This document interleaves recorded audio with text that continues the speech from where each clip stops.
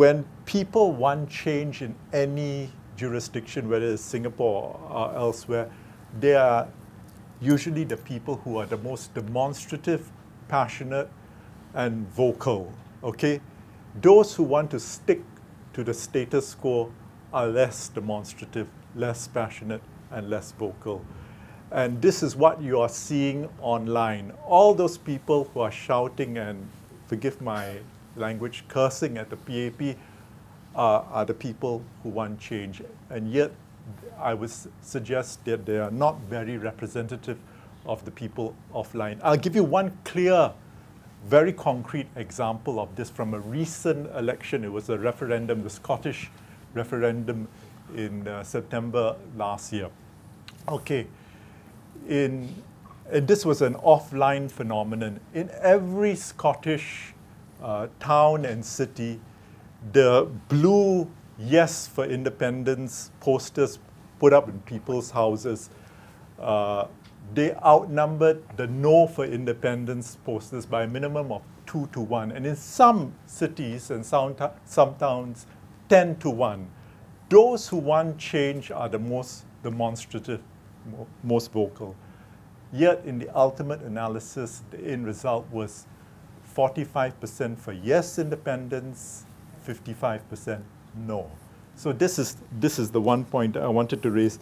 The other issue, the gentleman over there talked about, Mr. J.B. Jayaratnam. He was for 30 years, you said that he was a very major figure. I knew him personally. In fact, going back to the 1991 general election, he and I were on the same post-G 1991 election forum organized by NUS Society. A fine gentleman, but he was for 30 years the Secretary General of the Workers' Party, and in 30 years he succeeded in getting one fully elected Member of Parliament.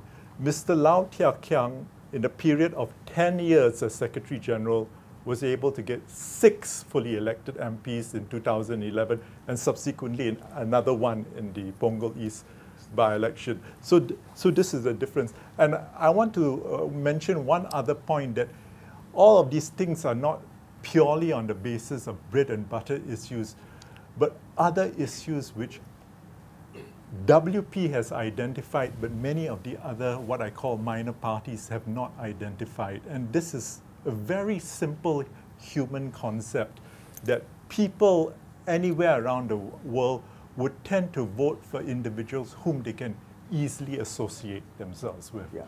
Okay? In the Confucian philosophical concept, there is a notion called Junzi, which is called the honorable person, a superior person. And on the ground in the Chinese-speaking, Chinese-educated ground in Singapore, which incidentally, I contend, will ultimately decide on elections in Singapore, not the English-speaking ground, but the Chinese-speaking, Chinese-educated ground. They have a deep respect for Mr. Lau, Mr. Chen Shimao, and quite a number of others within the WP.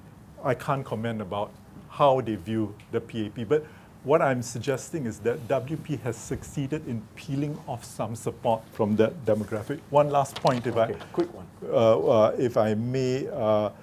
I agree with the gentleman out there about the longer campaign period to get to know issues and candidates and so on and so forth. But one thing which I would disagree with is that there should be debates organized by so-called state media between opposition candidates generally across the board and PAP candidates. We have to follow the best international practices, and this whole thing was actually debated in the United Kingdom in the run-up to the May 2015 general election on who to invite for debates. And the general rule of thumb is that if you do not have a parliamentary presence of any sort, you're not entitled to debate publicly on national broadcasts with the parties that do have.